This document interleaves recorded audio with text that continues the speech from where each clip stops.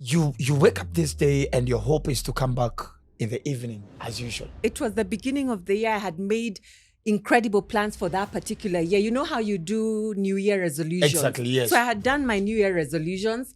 I get into the bank, and at around mid-morning, some gentlemen walk in and they're looking for Teresa Njoroge, and I'm like, yeah, here I am. So I asked them, what is it that you really want? And they were like, we're here to arrest you.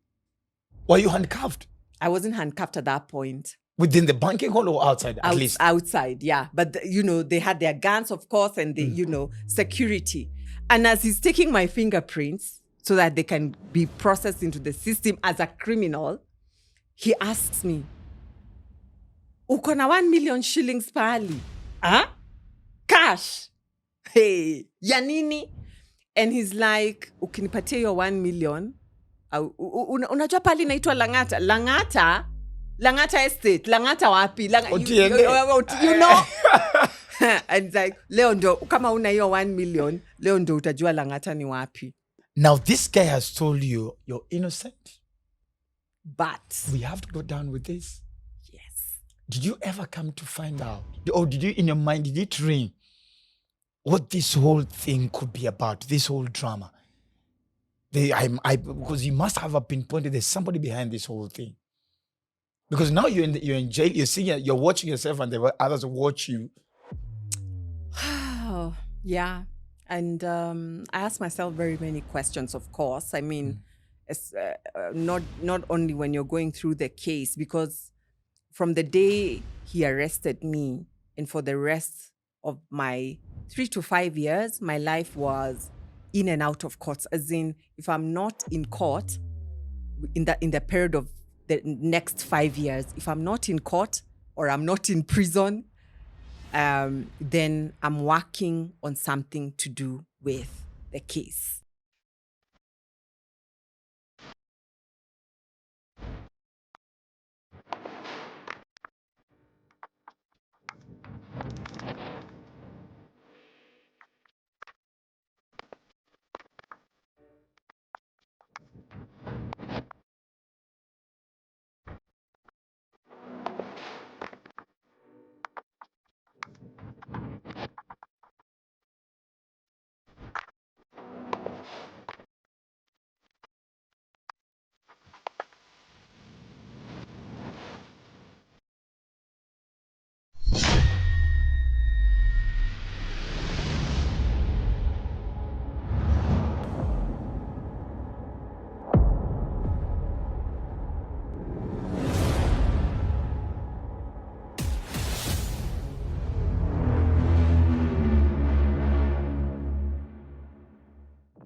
Oh my goodness. Oh my. Feels good to be back home. Oh God, of course. As intended, I want to send a big shout out and a big just appreciation, of course, to all and everybody who turned up, of course, for all the tours that the cities that I visited in the UK. Thank you so much to London, the guys who came for Kenyans and Friends at the Park. We had such an amazing time. Thank you so much. Thank you so much for Pamoja Awards in Liverpool. We had a good time. And even the new friends that I made all the way in Midlands. That's when we were having the Regaland as well. Asante. And of course, to all the Kenyan community in diaspora, guys who came from Ireland, those who came from Scotland. Asanteni sana. I just want to thank you so much. You guys made me feel so much at home with Teacher Wanjiku. I want to give a special appreciation to Sam and Shiko. That's an amazing couple. Thank you so much to Cecilia. Thank you so much to Aizo. Thank you so much to Malibu Peter. You guys are amazing. Of course, Lydia, Olette, and the whole team. And we had such a good time, of course, with Lynn Gugi as well. We were there. It was such a beautiful time, Asanteni sana. But now that we're back home, I came back home and still the Caliph Cairo Lessons at 30 episode is still trending. And my goodness, the young man came on the show and all he did was drop gems of wisdom. And it was just wisdom all over. And that is what the show is all about, ladies and gentlemen. So asanteni sana to each one of you, the new subscribers. Lessons at 30 is home for you. This is the show that you get a pen and paper and get ready to learn. Tonight's guest is an amazing story all around. I hope every young, beautiful young lady is watching the show, including my daughters. This is a show to watch because this lady that is on the show tonight, our guest lecturer on Lessons at 30, An amazing, beautiful story. You wouldn't want to miss. This is worth your Wi-Fi. It is worth your hotspotting. It is worth your data bundles. Sit back, relax. But before getting to that, ladies and gentlemen, remember the only way to send money back at home, I can promise you, I tried LearnFi while I was in the UK, and I can tell you it is faster, it is trustworthy, and it's the only safest way of getting money right from the UK, from Europe, right back at home. And remember, the advantage about LearnFi is actually this. You can actually send money not only to a direct till number back at home, just in case it's M-Pesa, you can actually send it direct to a bank account. If you're sponsoring a child for his education, if you're trying to pay for something, you're trying to pay rent, you're trying to do construction for a building, you're trying to build your own house back at home, because a lot of people are planning what should come back home, by the way. This is the safest way to send money from LearnFi direct to a bank account. And you can actually do so if you want to buy a piece of land, and you can only trust one brand, and that is Username Properties. They're selling lands from all over the country, and wherever you're watching from, you can actually get a piece of land. They have an info desk that is ready to serve you. If you're in Kenya or in diaspora, please buy a piece of land. I don't know how else I can tell you, but the grace of God, I think I'm getting a hobby of buying pieces of land everywhere. You must have a piece of land. At 35 years, you must at least have a piece of land. Have something. Aka 80 by 100, just have something. Don't just wait for inheritance. Unangoja mzae na mother will die. God forbid. No. Get yourself a piece of land. Call Username. They'll be ready to serve you.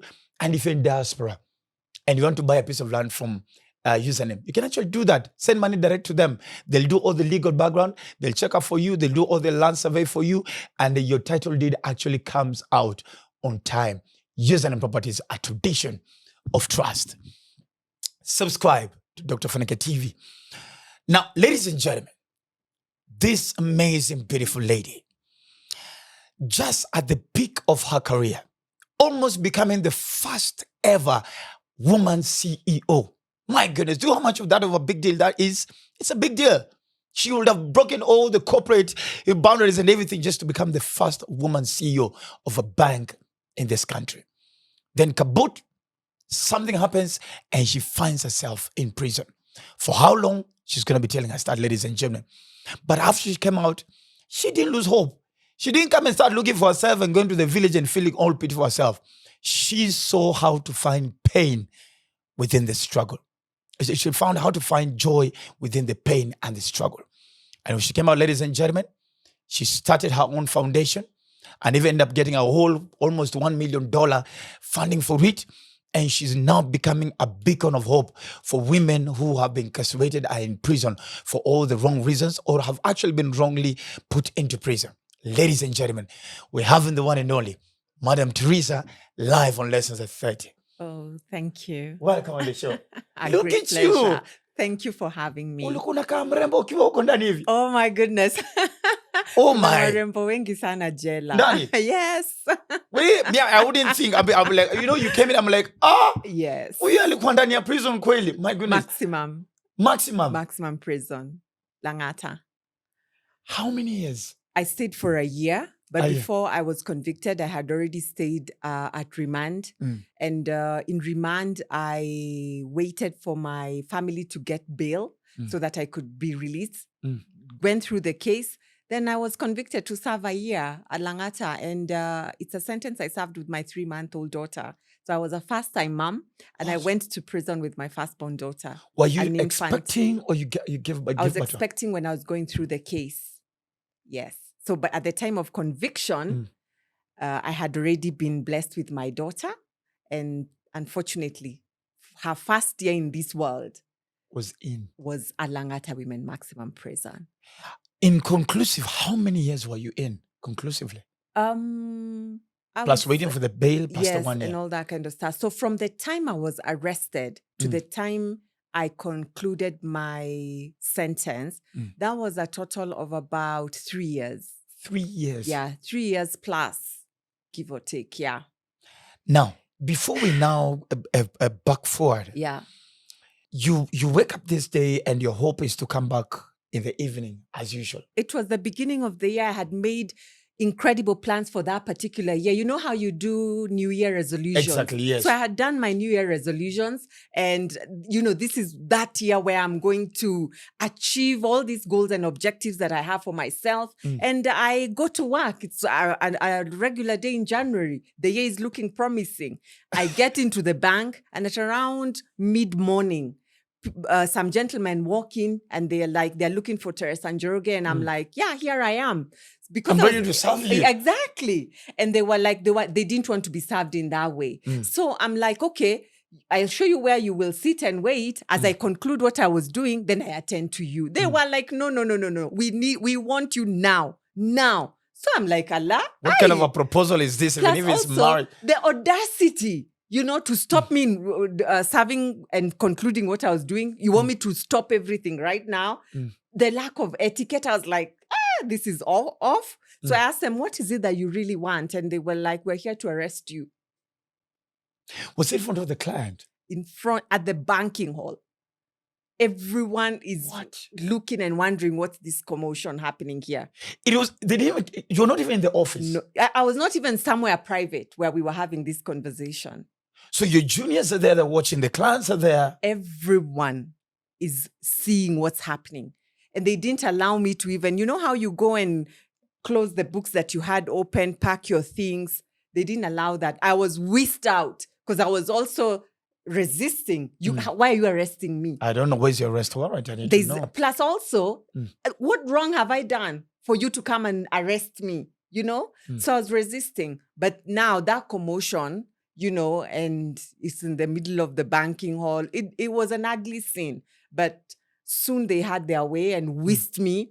I laughed because I remember telling them, let the driver know where I'm going so that we can follow you. They were like, no, we have our vehicle.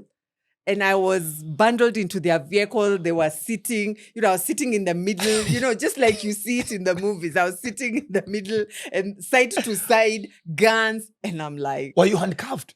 I wasn't handcuffed at that point. Within the banking hall or outside, at least? Outside, yeah. But, they had their guns, of course, and the, security. And now, all of a sudden, I cannot do anything by myself. They are side to side, and then bungled into their white vehicle. Just like what you see. At this point, what is going through your mind? Now, there's a whole commotion at the banking hall. Yes. And now you've said, okay, fine. Yeah. Because this is becoming a little bit embarrassing. Can we do it? Can we? Okay, fine, let's go. Exactly. Between you actually agreeing to, there's a new situation unfolding, there's a new reality unfolding in your face. And by the time you get to whatever they took you, what is happening inside Teresa's mind? I was like, I cannot wait to see the shock on their faces when they learn that they have the wrong person. Because I didn't do this. And I was like, I was wondering, where are they getting this audacity to arrest me? And yet I didn't do this. I just couldn't believe what was happening. But I couldn't wait for that moment they will realize that they have done something wrong. But the shock was not on them, it was on me. Because this arresting officer said to me, by the way, I know you did not commit this crime. I know. I just got goosebumps right now. I know you didn't commit this crime. I am proceeding with the prosecution. And please stop telling me how you're innocent and how you didn't do this. I'm proceeding with the prosecution. This person arrested you and told you fully into your face, I know you're innocent. Yes. But this has to happen. But this will go on. Did it make you cool down? It made me, it really broke my heart even further. And I got more shocked by the fact that he honestly knew that I hadn't committed the crime and he's proceeding. So at that point, I started wondering, how is justice administered in this country? How can this person know very well I haven't committed this crime and still proceed with arresting me, charging me, ask me, can you begin to write the statement? I'm like, I need a lawyer. What's going on here? I started feeling like I'm the one who needs to educate him on how the process works. Like, yo, listen. How the process works is you get me a lawyer and then you investigate whether I am innocent or not innocent. Like I was feeling like educating him, but this is how a full police officer, an investigating officer. So he knows all these things. So I'm wondering, is it me who's not getting it? Is it him who's not getting it? And I kept thinking, they are so wrong. So at some point, we need to correct this. And then I started wondering, who will come to help correct this? Because we were the central bank fraud department. So you're thinking this is the entire government agencies. And these people are doing all these wrong things. How can they do this? Anyway, we had a back and forth. Time. An entire, from mid-morning until evening. By this time, I'm tired of crying. I'm tired of, trying to educate these people how to do things right. I'm now tired. I'm like, okay, what is it you want? The statement, this is what happened. And at that point, they were like, so now we're going to book you at Kileleshwa police station. Oh my gosh. Here we are. I'm not even going home. They were like, no, you're not going home. So this whole time, Teresa, is it? I know there's a privilege of a phone call. Yes, so I was given one. Who do you call? I called my dad. Because at this point, I was like, the only person who can help me out of this deep pit that I am in. Dad. And seeing how serious this thing is, let me call my dad. My dad was all the way in Kiambu. So by the time he comes, we've already left and gone to Kileleshwa police station. So he found me already booked. The OB, I'm now in the cell. So you're talking to your dad through the grills. It was a horrible day. It was a horrible night. Horrible. That night, let me tell you something, because they tried. They were like, our daughter is innocent. Let us go with her and we'll avail her. We'll avail her tomorrow morning. She's not a criminal. But they were, by midnight, they had already seen this thing. They can't go anywhere with me. So let me tell you, I didn't blink. That night, I saw the morning come. I couldn't sleep. Was there a bed? No. And we were so many of us, so many ladies, some with children, and you're wondering, gosh, what are these women doing in the police cells with children? You've never been to a police cell before.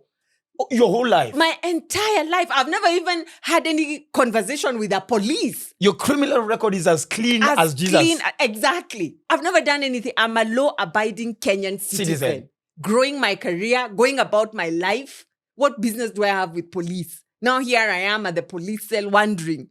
And then I'm thinking to myself, so who are these criminals? Huh? And the next door you can hear the men. So you're like, what world is this? And they were, around me. Because you're thinking I'm the only one who is innocent here. Some ladies with their children. And I'm like, oh my God. So I'm thinking, by morning, I will be out of here. Because we're about to get down to this whole mess and find out why these people are doing this to me. This is very unfair. So at this point, what is you're into your pregnancy already? Yeah, no, not yet. Not yet. Because now is when I'm going to go to remand. So the following morning, I'm arraigned in court. So before we get to court, he comes for me in the morning. The same guy? It's the same guy. Oh, now you've become friends. And he's like, now I need to take your fingerprints. So now I'm a criminal in this land of Kenya. Your certificate of good conduct gone to the trash. You can say that again. And as he's taking my fingerprints so that they can be processed into the system as a criminal, he asks me, uko na 1 million shillings pahali? Cash. Hey, ya nini? And he's like, ukinipatia your 1 million, unajua pali naitwa Langata? Langata estate, Langata wapi? You know? And it's like, leo ndo, kama una hiyo 1 million, leo ndo utajua Langata ni wapi. I'm like, 1 million? 1 million? It's January. You have paid everything you could have paid for. Jehovah. You have, like, what are you talking about? I'm like, sina hiyo. So it's like, leo, kama ungekuwa na hii 1 million, sasa tungeongea hii maneno. And that time, he's very busy. He's very busy. Like, you continue not having the 1 million. I'll continue fingerprinting you. You continue not thinking that, Like, continue not knowing how you're going to get this 1 million. You have no idea what's ahead. So something is just hitting my mind. I'm asking myself, you definitely have an amazing sense of dressing. Your dress Of code course, is I'm in my top-notch. suit. So I was at the bank. Yes. Well, how I wore yesterday morning to go to work is exactly how I am. Until that when you're fingerprinted. Exactly. With the heels. I'm not even taking my heels, my everything, all my poshness. And I'm thinking, how he has even the audacity to bring me into these dirty places. With criminals. That Nails have no oh my gosh. Ngoja. So after he does all this process, the worst is yet to come. After he's done all this process, yes. So I get into the courtroom. I'm like, gosh, where are all these media people from? Why are they taking my photos? I'm like, Kwani have become a celeb overnight. Now I don't know. This is for news. Like, I was so green. So my charges are read, and after the charges are read, I am told, if you don't have the 1 million bob, I remember the 1 million bob the guy told me about. So if you don't have 1 million shillings right now, you're headed where? To Langata. Yes. Now I remember what the guy was telling me as he was fingerprinting me. And soon rather than later, I get into the bus and I go to Langata. Now remand. In remand, so remember, I'm still in my nice suit, just the same way I was yesterday. Exactly. First, I arrive, and I'm like, what? They're like, ule mwizi wa bank amefika. I'm like, how do you know I'm mwizi wa bank? So they're like, tumekuona hapa kwa news. Like, I'm Teresa, guys. I'm Teresa. Tumekuona kwa news. I'm like, oh, that's why those photos, that's what they were doing. Okay. So I'm watching myself as they're watching. And they start asking me, hii pesa iko wapi? I'm like, pesa gani? Mi hakuna pesa nimeiba. We wacha zako. Hapa unaweza kutuambia ukweli. I'm like, sijaiba. So everybody comes to prison and says, mimi hakuna kitu mbaya nilifanya. So they're like, tell us where the money is. I'm like, me. And then they're like, bail yako, cash bail yako ni how much? 1 million. They're like, we utoki hapa. Because them, they're there for 2K, 5K, 500 boba K. So they're like 1 million. Where we're talking. I'm when he had administration exactly directly. Yes, and promotion. And they tell me, sasa jitayarishe kuskuma. I'm like, kuskuma nini? So they're teaching me now even prison language. So we sit. Watcha the lice begins. Where there are no beds. You are asking whether there were beds at the police cell. Sasa hapa hakuna beds na ni remand. Tumeketi chini kwa tumatres twingine very thin. Chawa hapo ndo zilianza. Unajaribu kutani hivi chawa. So now they begin to show you hizi chawa hivi ndio unaua chawa. Sasa na hizi nails zako huwezi kuua chawa vizuri. Huwezi kuua chawa vizuri. So lazima utoe ndio hizi because otherwise utalala. Ni hizi chawa. Cho ni moja na mko hundreds. Na si ati sasa ungoje huyu aende ndio wewe hakuna hiyo decorum. It's you all, kila mtu. This is survival for the fittest here. Tupiganie kususu. Oh my God and my Lord. Let me tell you something, Daktari. Hey, yeah. It was a long time in remand. From the bank, a life I have never even thought about. All these things are happening within 24 hours. I'm telling you. Induction into how the police system works. Induction into how the courts work. Induction into how remand operates. You've never been asked for 1 million on the spot. It's happening. Yes. For something you've not done. Yeah. Anyway, after some time, my family pays the bill and I'm released. Do you know what they tell me? Unaona, tulijua tulikuwa umeiba hii pesa. Hii 1 million umetoa wapi? Sisi tumekokota hapa miezi miaka. Juu ya ngiri tano. Exactly. Wewe unatoka aje tu in some days. How many days before you released? It was about 4 days. 4 days? Yeah. Well, it was like more like 4 years. The food? Let me tell you something, Daktari. You do not wish even one day to your enemy to be incarcerated. Freedom is gone. Your dignity goes. Your esteem goes. Prison is not a joke. Even some few hours breaks you. Kama hujatoa nguo ukiangaliwa na watu. Yani you have no esteem. Kabisa. You have no privacy, no esteem. The language, the lifestyle, the food. It was horrible. Now, now you're hungry. It's time to eat. na ni mororo ingine, it's another metal over there, metallic grey metal inaletwa, naitwa mororo. Hakuna plate, hakuna kijiko. You know, you're used to fork and knife. My Cutlery. friend, wacha nikwambie, utaingiza hizo vidole zako kwa hiyo ugali ijaiva, ni kipaste kingine hapo na kisup, then one leaf of skuma na ijakatakatwa, then you're told na hii ni kuku, hii ndio tunaita kuku, then they wait, cabbage na kuku. Hiyo cabbage na kuku ni kiskuma kirefu hivi zimeboiliwa. Sasa hiki kiugali hakikuiva vizuri, then kimewekwa hiki kisup ke hii skuma, then umewekwa hiyo skuma, then there's no time, and ni hot, haijaiva vizuri, haina chumvi, haina mafuta, and you need to eat quickly. Hakuna time ati sijui uguze hivi. My friend, by the third day unauliza hiyo kimororo itafika saa ngapi? Hii ni njaa na hakuna chakula ingine inakuja. Tumbo nini? Did you get like a stomachache in the beginning? Stomachache saa ngapi? Sasa hata ukipata stomachache and then option ni you forget about your prison is hard. Prison is very, very hard. Before we get to you being released and how now you went back, let's talk about Teresa now growing up. How you end up getting yourself into the corporate space and into the banking world. Oh my gosh. Ulizaliwa wapi?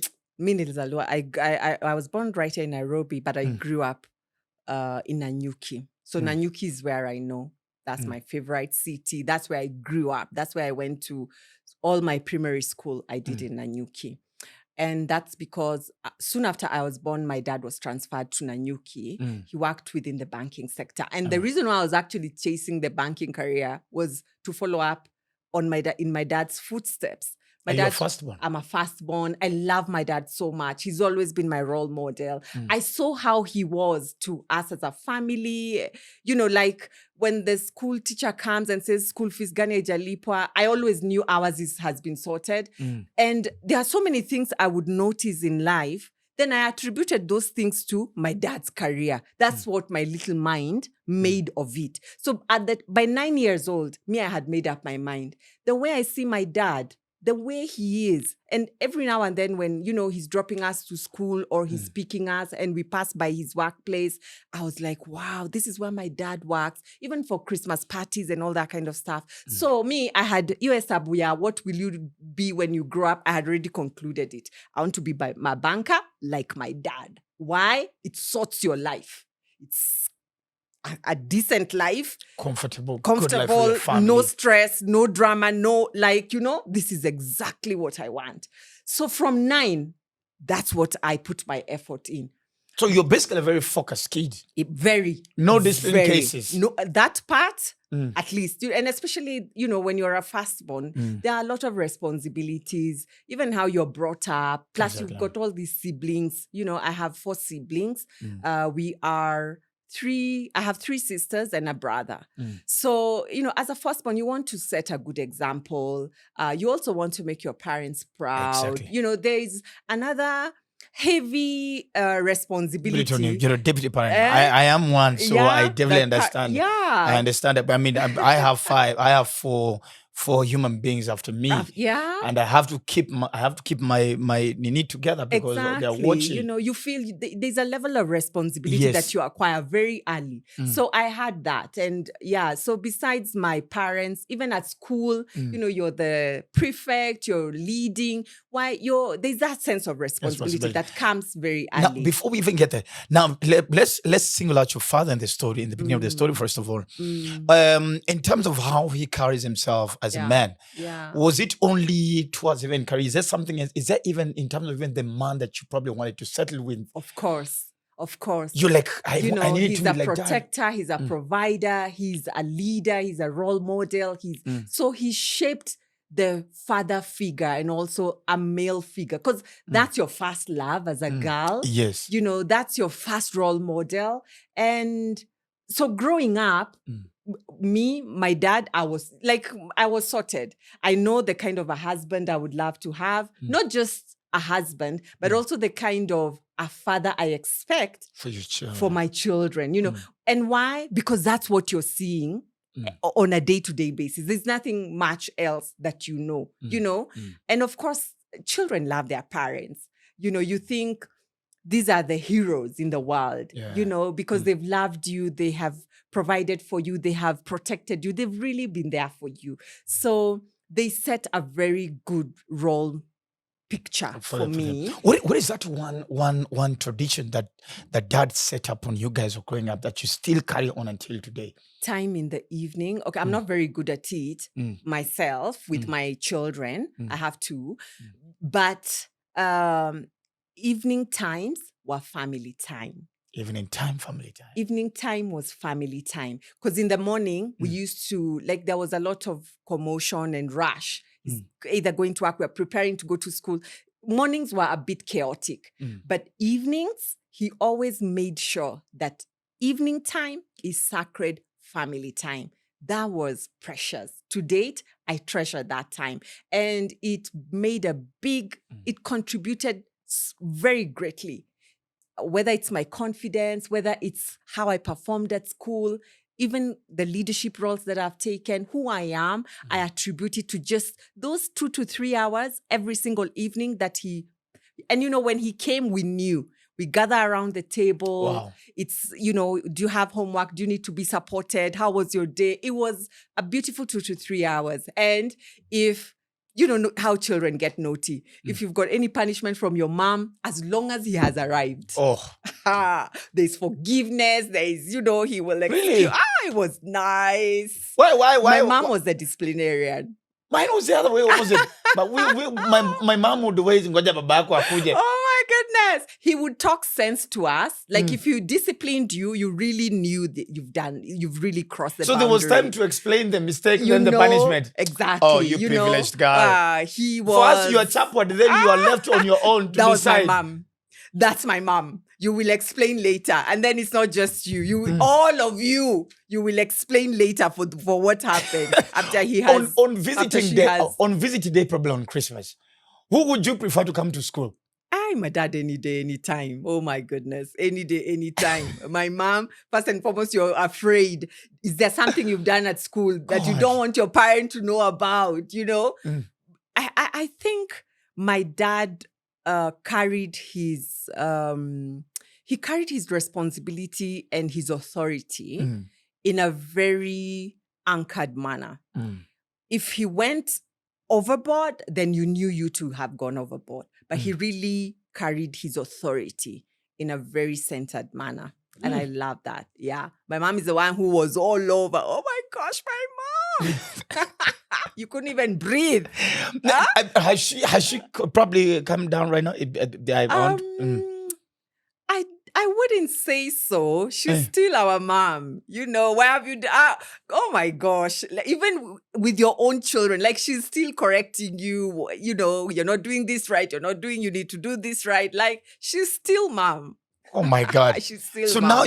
now you're in high school. Yes. And which high school did you go to? So after so I went to St. Christopher's, then I went to Nanyuki Primary School. Then something happened. I went to a boarding school and then I couldn't handle boarding school.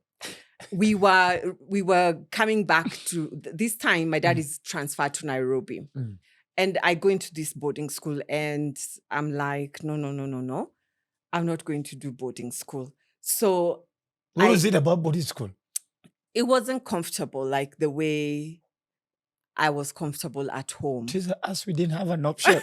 I totally hear you and I totally understand. And no, you don't understand. You hear, but you don't understand. Oh my God.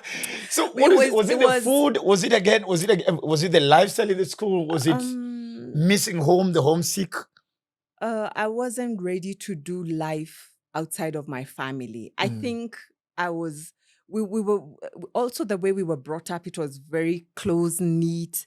And being the firstborn, I don't think I was ready to venture out by myself at that time. I just felt uncomfortable. So I insisted and asked my dad that he has to take me to a day school. And it was tough because he had already paid the entire year school fees. Your dad paid the entire year? For Form 1. And it was his way of planning and budgeting. And here I am telling him I'm not going back. midterm, first term, midterm. And he's like, no way, I'm not paying another school Form 1 day school. You've got to at least clear, let's meet halfway. At least clear Form 1, then we discuss Form 2.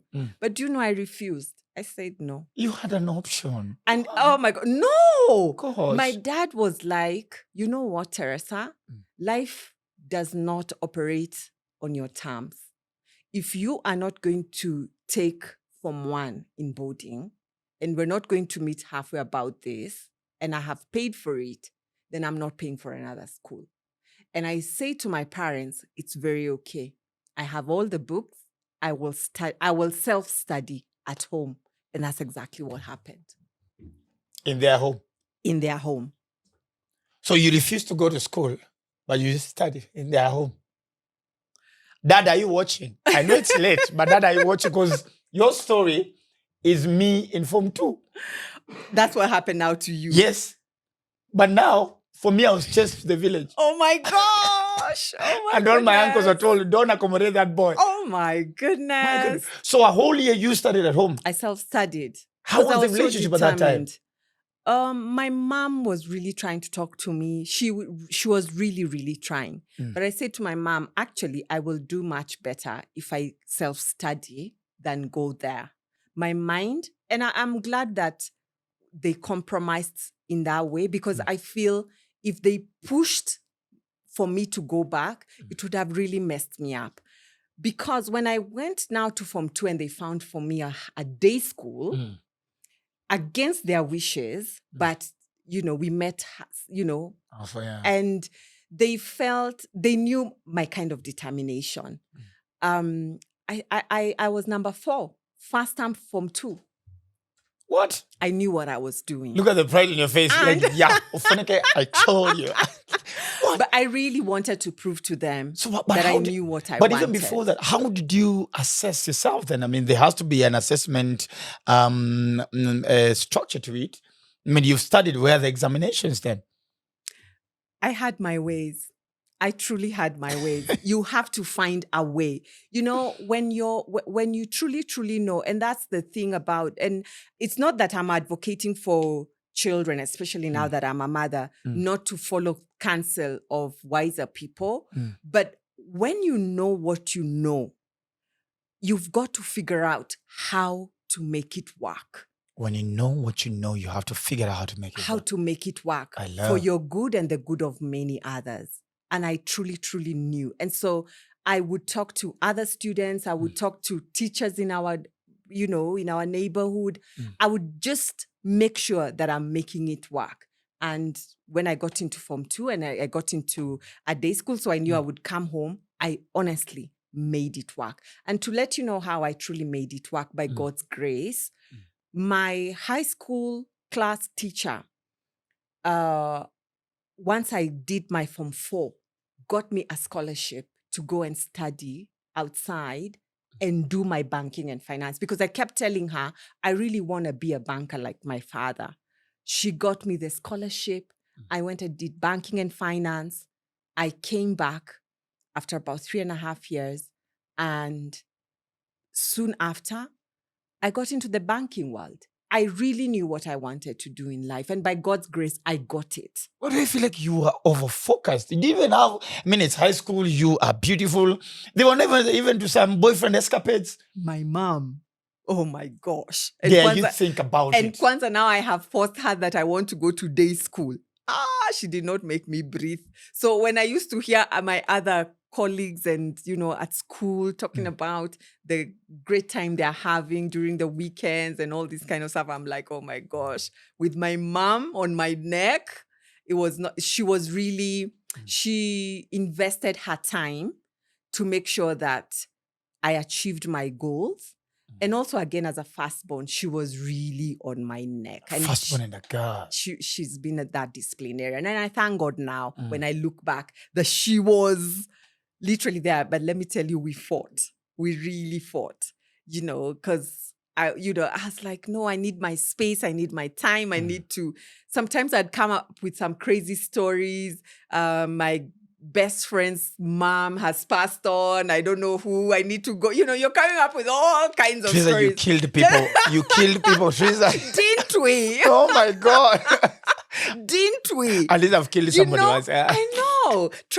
And all you're doing is you're trying to find a way out, So, but wherever it is that I wanted to go, she would make sure she's taking me. She would make sure she's around. What? And they worked very closely with this class teacher.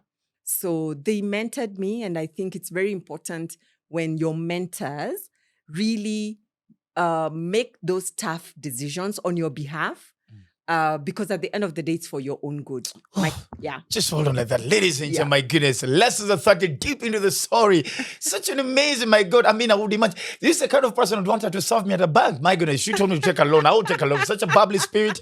Oh my goodness. And please remember, if you're watching this show and you're thinking of opening a business, because she said, if you set your mind to do it, do it. If it's the goodness of other people, do it. If you want to set up a business and you don't have capital, get into your mobile phone, download Koro Loan app. Of course, up to almost 200,000 and get yourself some money to start a business. Breaking news today. The city is buzzing with euphoria. Let's connect with our correspondent on location for the latest updates.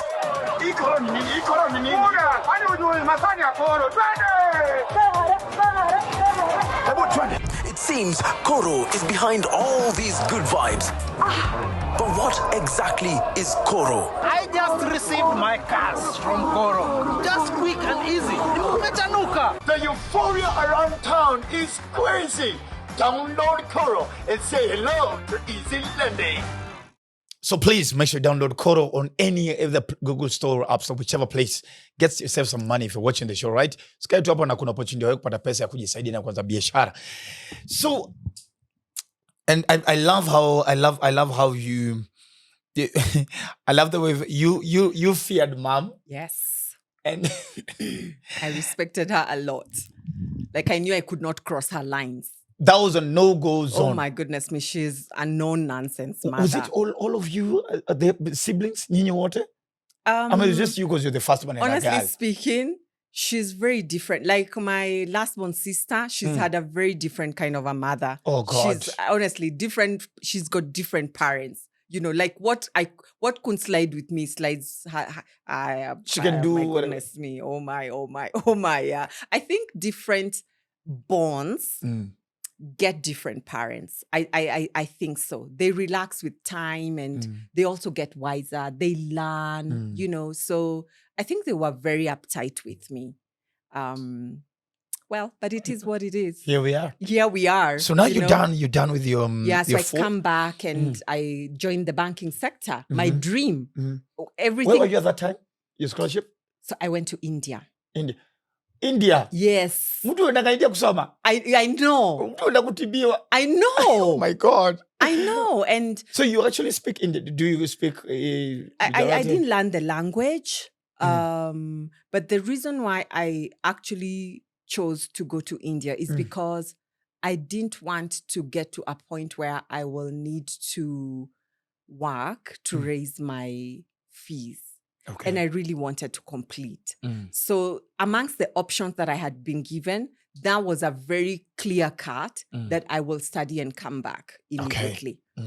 Because the other options, at some point I would need to work and, fill in some of the gaps as far as my school fees, my maintenance and upkeep was concerned. And I felt like that would have taken away from my undergrad. But I really needed to get some experience. And then for grad and all these other studies, I would take options where I'm also working. So for this one, I was very clear. And that's why India for me was easy. Plus also when I needed to come for holidays, it wasn't as expensive. I could come for holidays. Anytime, so whenever. it was an easy start being away from my family. Because now this was the first time being away from home. It's just like you didn't on have my an own. option. Like this. Yes. So you know self-school on this one.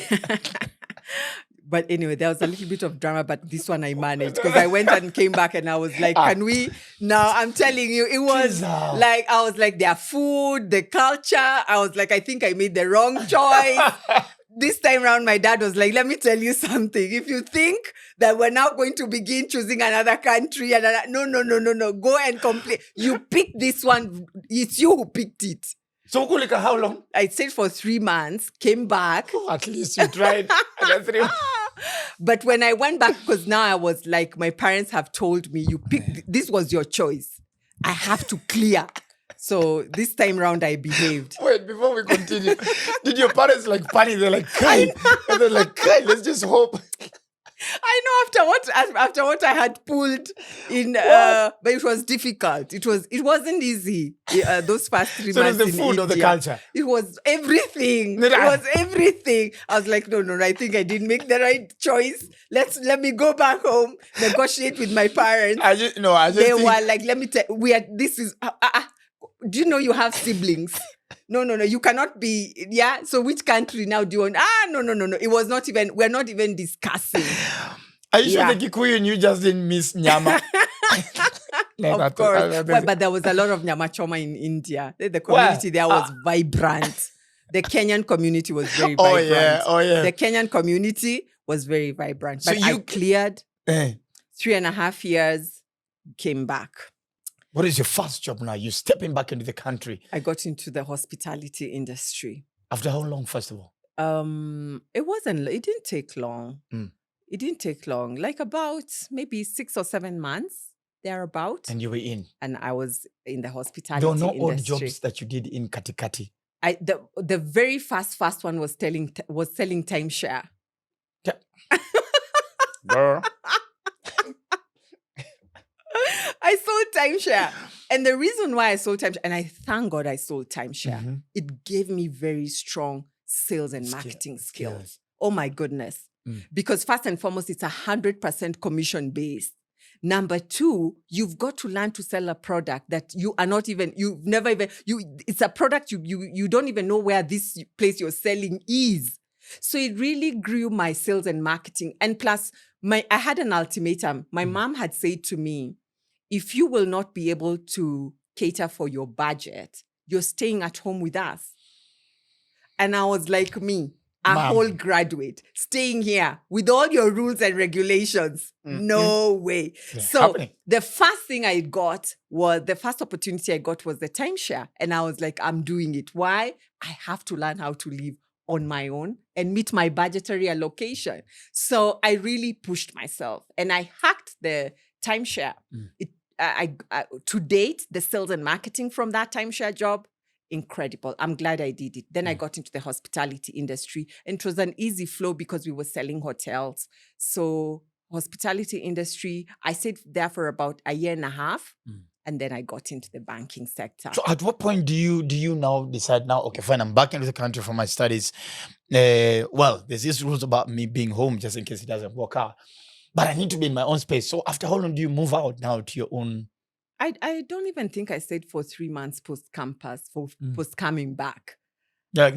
It was very clear. I had learned how to navigate life on my own in campus. So I really didn't feel I wanted to go back.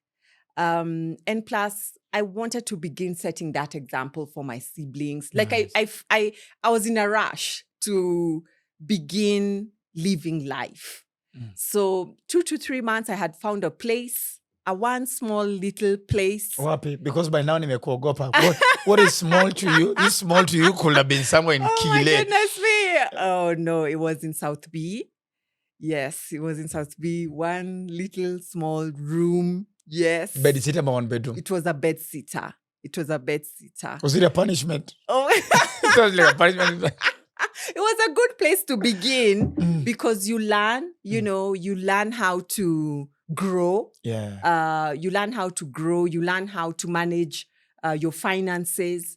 You learn how to be independent, you learn how to live within your means. Yes. Yeah, if you want to move into that 1 bedroom or you want to move to an apartment, you've got to work your way up that ladder. So it was a beautiful place to begin. And I mean, the rest is history. I mean, I moved from there. I got into the hospitality industry, moved from the hospitality industry and got into the banking sector. And as you're moving up that career ladder, your lifestyle is also changing. So it's incredible. Yeah.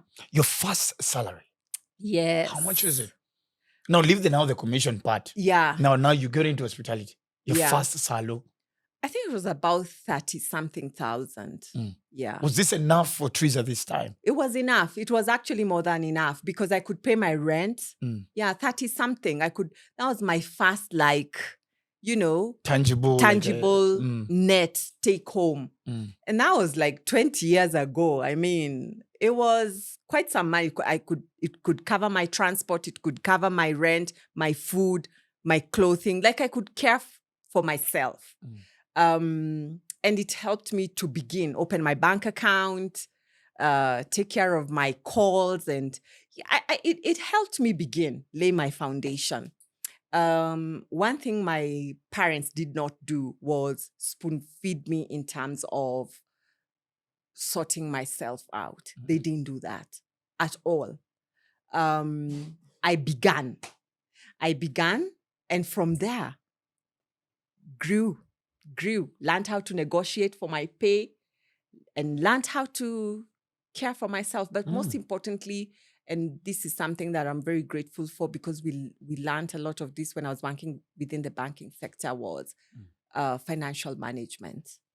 Then how to balance. How to balance and live within your budget. That education is it really helps you in life. Before, because I really want us, or you'll give us a few tips on how to manage finances. I'm really keen on. I'm in a place of transitioning from being a spendthrift to now of late. I'm really doing well. I'm really impressed by myself on how to balance my finances, channel them to the right places. I mean, expenses, kids, my lifestyle. Then pia kuji sherehe. Lazima ujisell forward. But before with that, is Teresa not falling in love at this point? Oh my daktari. Yeah. Know me and no time for men. Oh my I'm focused on my goals. There's no kakemodos who's like oh my goodness, let me tell you something in Nairobi. You have to be inducted. kitambo. Nairobi. Oh my goodness. Yeah, of course I did fall in love. I think when I got into the banking sector is when, and at that point, I was also now beginning to consider at some point I will want to settle down. Okay. So you're opening up to those invitations. And yeah, and dated, but it didn't work out. So I love how you're casually saying it. Yeah, one thing led to another, and just what do I try? Is it because and on that point, what would possibly be your red flags in a man? I think at that point for me it was the level of responsibility of the gentleman, the level of responsibility, the vision that they have, those were my two key areas. Level of responsibility, the vision that they have for their life. Are they a believer in Jesus Christ? Those were the things that I would look out for. I don't know. Mtu wa sherehe? Wewe ni mtu wa sherehe? It has never kicked. It has never kicked in me. And I admire people who that has kicked in them. And I admire them. And I'm like, wow. Leo kongemi, kesho mugivi, kesho kuta kwa isukuti fest. My goodness. It has really never kicked for me. I think my kind of fun are other kinds of things. Travel, see places. Those are the kind of things that have always made me happy. Travel, see places, learn about the places, you've gone to. Even if it's a place that fun is happening, I kind of like more personal than crowd. That has From a always been my picnic with some jazz music and classical. Is that what you said? Not Oh my goodness. necessarily. It could be a place where there's party ongoing and people are having their own sherehe, but that's the background. It's not my center, because that's not making me feel The as satisfaction. excited. The personal, small circle, that That's that's your what kind of kicks for me. preference. Yes, yeah. Now you before now you get into all this whole fiasco and you get into prison. Yeah. You are almost becoming the first. Oh my goodness. I was really so when I got into the banking sector, I was like, finally, God has answered my prayers. What I have always desired since I was a 9-year-old girl. So 9 to now I'm in my early 20s, very early 20s. I've gotten into the banking world. Finally. That My part make you dream. proud. Oh my goodness. I was happy. So I love working with goals and objectives. So I was like, okay, so I'm here. So then what next? And I remember when I was younger, I used to ask my dad lots of questions. And he would tell me, I'm a manager in this, I'm a manager in that. And I used to ask him, so why is it you have to report to these people? Why can't you be the overall boss? And I learned that the overall boss was the CEO. So when now I got to ask myself, now that I am here, so what's your objective? I was like, the objective is to be the CEO of this bank. I don't want to report to anyone. I mean, that's where we're going. And I was like, cut, clear, goal, let's go. So I started growing that career ladder, very focused, knowing what I want. Goals drive me. In whether it's finances, whether it's, if I cannot see the end goal, it doesn't drive me. So that was driving me. And in less than a decade, I was already a premier relationship bank manager. Whoa. In less than a decade. What role did you start with when you came in? I started as a customer service representative. Oh. Yeah, as a customer service representative at one of the banks at Upper Hill. Yes. Yeah. They will know themselves. Yes. Yes. So now you climbed up all the way. Yeah. So in less than a decade, climbed. You have your appraisals, you know what you're up for, you get your targets, you hit your targets. Like, we know where we're going. So very set, and by God's grace, it was working very well. I was very fulfilled because this is where I wanted to be, and it was working for me. So we were going. Until that fateful day. Wow. Wow. Now, this guy has told you you're innocent. But we have to go down with this. Yes. Did you ever come to find out? Or did you, in your mind, did it ring what this whole thing could be about, this whole drama? Because you must have a pinpointed there's somebody behind this whole thing. Because now you're in jail, you're watching yourself, and the others watch you. Yeah. And I asked myself very many questions, of course. I mean, it's, not only when you're going through the case, because from the day he arrested me and for the rest of my 3 to 5 years, my life was in and out of courts. As in, if I'm not in court in the period of the next 5 years, if I'm not in court or I'm not in prison, then I'm working on something to do with the case. So my life revolved around courts, lawyers, police, prison. For a good 5 years, my life revolved around that. So I did ask myself very many questions. Why me out of everyone? I mean, I'm not the only one who had handled that transaction. I've really never gotten to the bottom of why me, but of course I did make sense out of the experience by founding Clean Start. However, looking at it from an objective corporate way of looking at things, well, I do get that the bank needed to get its compensation from insurance because someone has to pay. And in any case, they did tell me at the point of prosecution that I had been pinpointed to carry the cross on behalf of the bank. Those were their words, not mine. You have been handpicked to carry the cross on behalf of the bank. So, there are some boxes you tick. You're like, okay, I understand why they made this decision. I understand why they made this decision. But why, really, why me? And let me ask, at this point, are there any of your seniors who are talking to you, checking up on you, or they're like, no, you are the Jesus, you will carry this cross?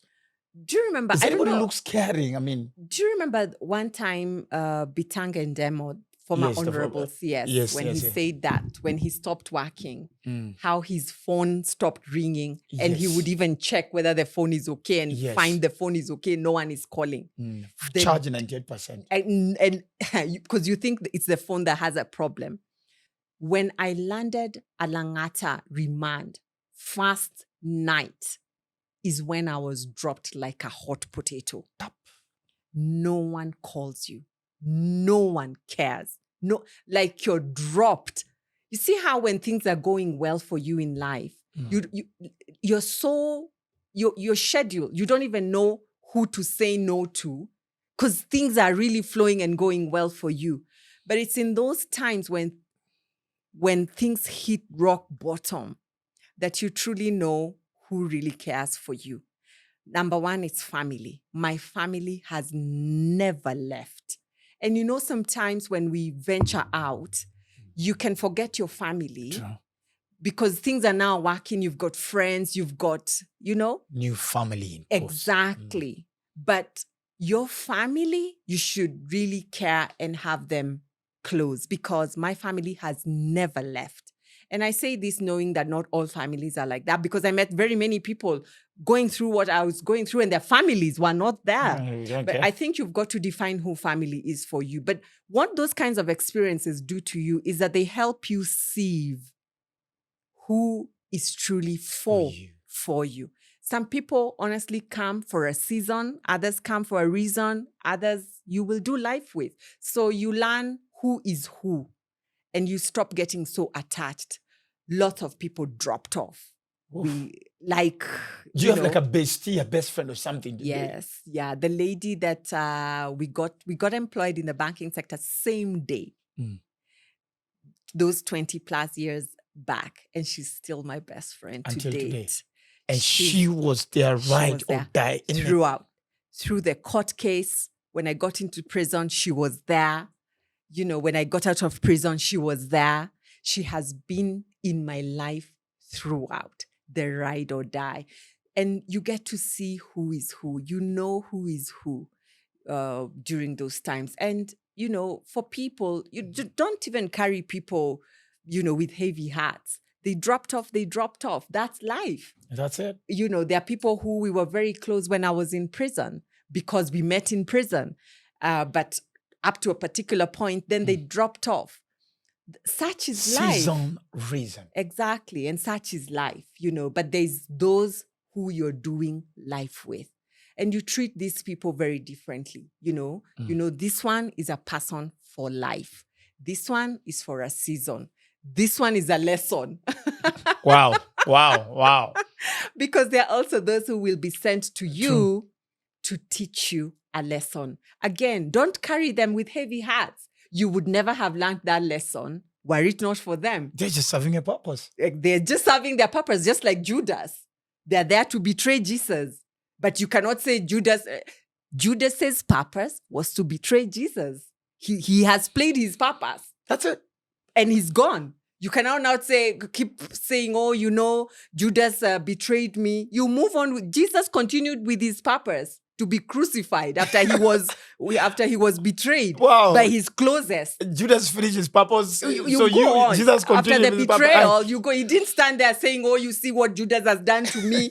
Judas has completed his purpose, betrayed you. Continue to the next, and that's how people get stuck. You see who has done for me, Learn the lesson. Let them go. Keep going. You're not getting stuck here. You've learned your lesson. On to the next. Because also, I mean, even if you live to 100, it's a very short time still on this earth. Oof. Yeah. So now, is it the judge or the prosecutor says you are handpicked? You are the one to bear this burden. I tell you. Does it now dawn to you the reality that, oh my goodness, I am gonna be a part of a statistics of another innocent person in the judiciary system, in the whole Criminal justice system, who's gonna get to prison? Does it now dawn to you that this is it? At that point, I got numb. Because first and foremost, I was breastfeeding my little 3-month-old daughter at that time when the sentencing is, the judge is reading. And I had 4 counts, 3 of theft and 1 of conspiracy. So count 1 dropped, count 2 dropped, count 3 dropped. By that time, I'm like, gosh, what when we're going home. We go get down with this at home. By the way, it's not a joke because yes, my infant little girl. How old is she at the same? 3 months. Oh my God. Tumetoka maternity. And one of the persons there says, shh, we, mama, ebu nyonyesha huyo mtoto anyamaze. Kuna mtu hapa ninaona ni kama anafungwa. I'm like, what is this guy talking about? Does he know I'm the one because I was sitting, breastfeeding this little girl. And when you're laughing here saying at mtoto, I'm moving the baby. Like, we're about to go home. And then, voila, the 4th and last count. You've been found guilty. Serve a year. Me, I didn't even hear whatever was said. I just became numb. And I saw the police women surround me with their guns. And I was whisked away. So between that time, I came back into my senses when I was being asked to remove my clothes and wear the prison dress. So all this time, you never go meifa. The first time sasa wewe ni black and white. Yes. Let me tell you something. That's when reality now hits. Even the way they make you remove your clothes to wear the kunguru. It's called the kunguru. That black and white, it's called kunguru. And then these clothes, they call them raya. So they tell you, toa raya, uvae kunguru. How you remove raya to wear the kunguru? Because you remove everything. Because they have to check you. And it's not like you've been told, ingia hapo ndani, apa, and everybody. And you're like, okay, can I cover? And arakisha, my friend, because hesabu pia iko, like prison, runs on time and schedule. 20. Tunaenda hesabu count hawa maabusu, and now you're one of them. So the way now you're inducted, by the time uvae hiyo nguo, machozi, yani sasa umevaa kunguru, then unapewa your prison number. So mine was 415/11. Sasa unaambiwa shika hii number. Because this number is what we will be. Awatakuwa akikuja, Teresa! Number 415/11. That's your prison number. Mtu anapewa pia, ama mtu ana number, at least. Jesus, God. Then you're shown, pali sasa utakuwa ukiishi. Pali unasavia ikifungo. Unaonyeshwa karibu. So the other inmates welcome you. Umezuba. Prison. Yani you sit, you're like for real. How did I get here? For real. So now your life is playing in front of your eyes like this. You're quiet. You're like, at 9 years, I wanted to be a banker. Life, I went to uni, it was nice. I came back. I love my country. I worked so hard. And you're like, what am I doing in prison? Like, what am I doing in prison? It's like a movie. Like someone wake me up from this bad dream. Yeah. It's not a dream. Real life. So it's every single day unamka uko na mtoi? Yes. Now how do you it's 3 months you're trying to breastfeed the kid. Na ile chakula unakula ni kile kimororo. Si ati umeletewa kauji, umeletewa sijui nini for milk production. There's no a special care for breastfeeding women. Special care. This is prison. This is not a 5-star luxury hotel. This is prison. But mtu yako sentenced. I know it's not their sentence. It's not their crime. But here they are serving this sentence with you. It's very difficult to bring up a child, let alone you serving the sentence, but to bring up a child behind bars. What they are seeing, the environment, nutrition, whichever angle you look at it from, whether it's nutrition, whether it's education, whether it's the language, whether it's whatever, prison is not a place for a mother to bring up their child. It's horrible. It was very hard. And hard as it was, my daughter gave me hope. If I had been sentenced without my daughter or without becoming a mom, I don't think I would have made a decision so quick to turn things around quickly. Because every morning when I woke up to, care to her, I had hope. I had purpose. And I made a resolve, whatever it takes, the life I have had, I'm going to give this girl even better. So that made me not sit in my pity party for long, because there's someone here who 100% will never have another mother. So I have to do what I have to do, especially so that this 1 year that we're here does not affect the rest of her life. So that made me every single day wake up different. Wake up different. And then I met these many other women who are mothers as well, bringing up their children behind bars where there's no luxury whatsoever. And you hear stories. Oh, I've been here for 20 years. I've been here for 15 years. Namtoi. Soon, you realize your 1 year is like skidding through. People have been here 20, 15, whatever number of years. When I was in prison, children would stay with their mothers up to the age of 7. At 7 years, the children would leave. Yeah, I was about to ask, is there a time when the kids leave? Yeah, now they leave at age 4. So it's reduced. And they don't get that impact of that vulgar language that happens, or even the behavior that happens Around in there. prison. But it's still not good. Prison is horrible. It's not a good place for children. So, do you know, in 8 months' time, I was told that we've given you remission. Your behavior is brilliant. Just leave. I couldn't believe it. 8 months. 8 months. I was released. After kufinya chawa. Let me tell you, I was at the main gate and I was looking back. Did they make a mistake? Are they going to come back for me? You have all manner of fears. Wacha kufinya chawa na. The things you see in prison, fights zile zina happen. Ulipigana? Sikupigana, but you learn survival. You learn how to protect yourself. Hey, let me tell you, prison changed me forever. It changed me forever. First and foremost, it removed my bias lens. I went into prison with a lot of bias. You know, these normal biases of, oh, wale watu wako prison, they are criminals. Was I a criminal? No. There are very many people in prison who are not criminals.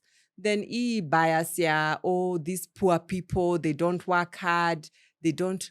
No.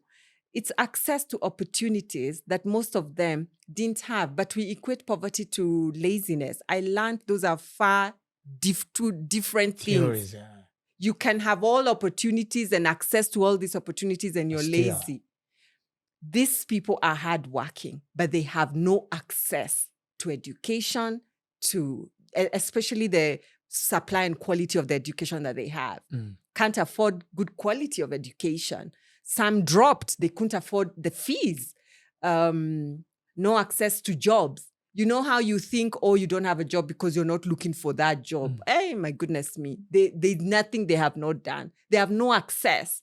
Their networks, you know.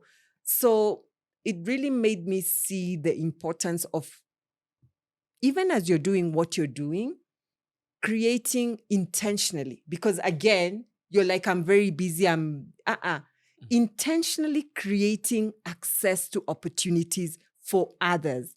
If you're in a room like this, you ask yourself, who is not represented in the room?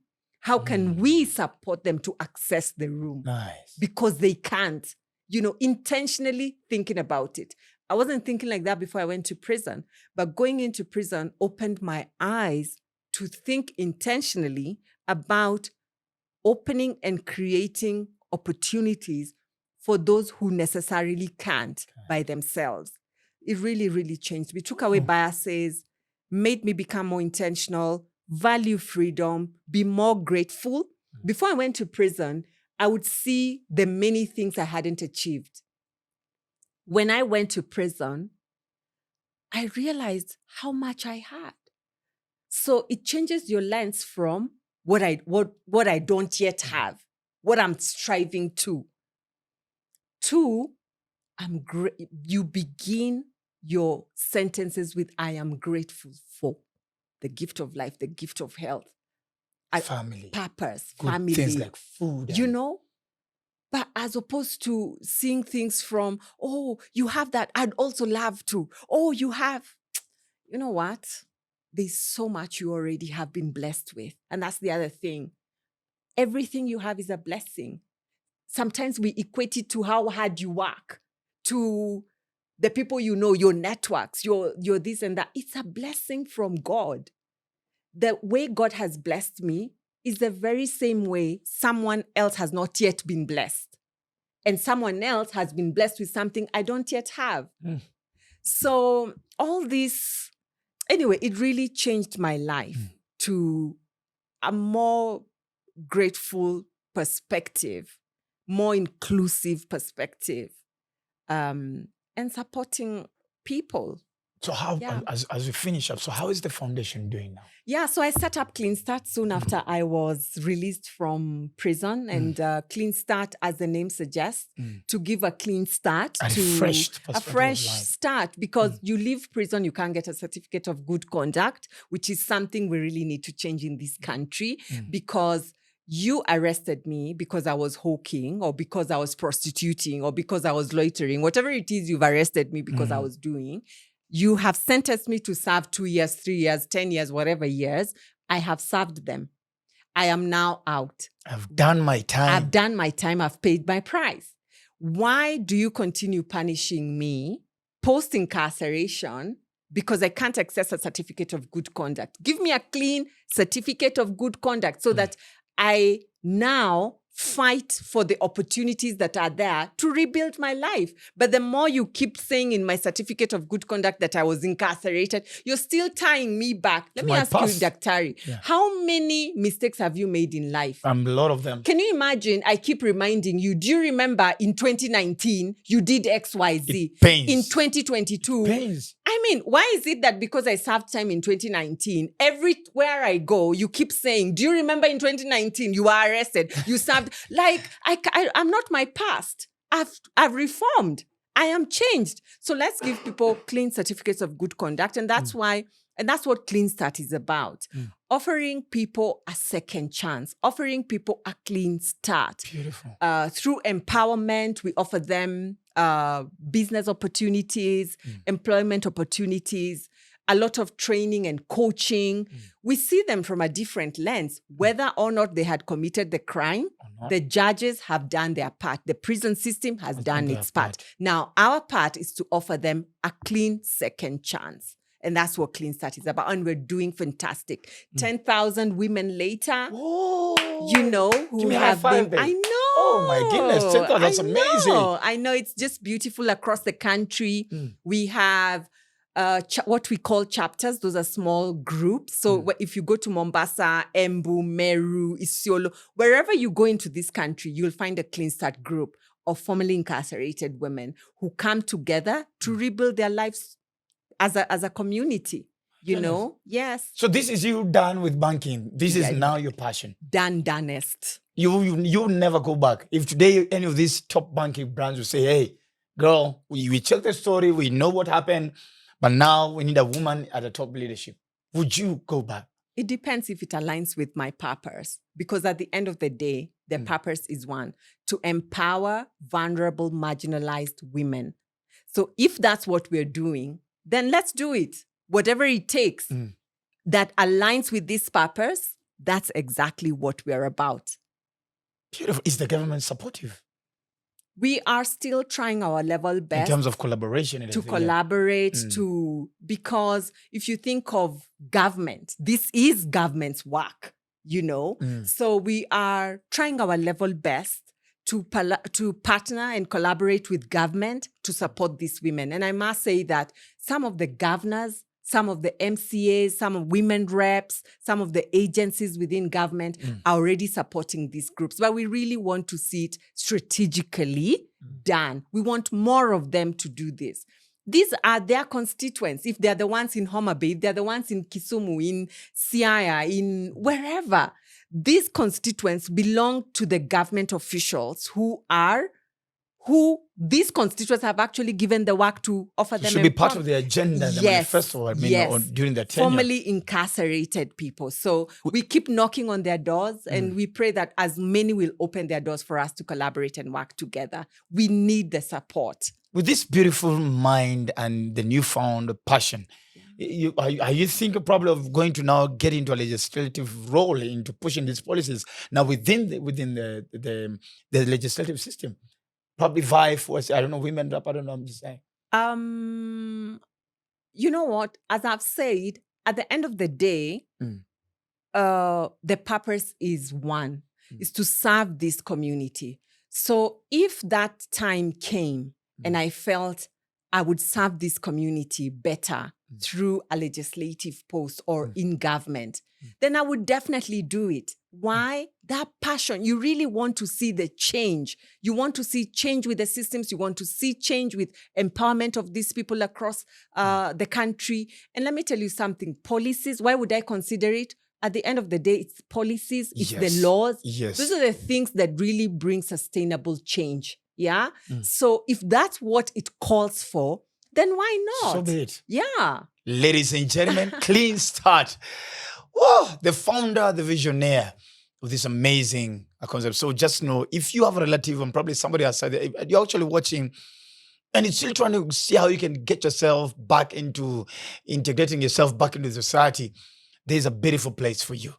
Teresa, you're doing an amazing one. Thank you. Thank you so much for this show. Thank you for having us. Thank you for visibilizing and amplifying the voices of people who have been justice impacted. We know that people who are listening will get to know about Clean Start Africa, and in their own way will find ways to support the work. Is there like a toll number or an email they can probably get to you? Yes, support@cleanstartafrica.org. Please, the camera is there. Just say it again. So please, we are on all social media as Clean Start Africa. You can get us there, and you could also email us support@cleanstartafrica.org, and we will connect. We would love to partner with you. Wow. Thank you. Ladies and gentlemen, such a beautiful story.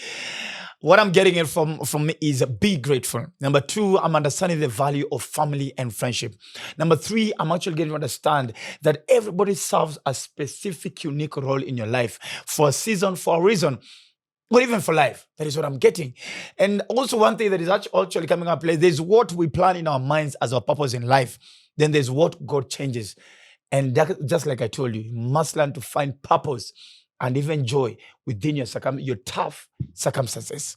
That was Teresa, ladies and gentlemen, live on Kenya's fastest growing podcast. This is Lessons at 30 with Dr. Ofweneke, only on Dr. Ofweneke TV. Thank you so much to Lemfi.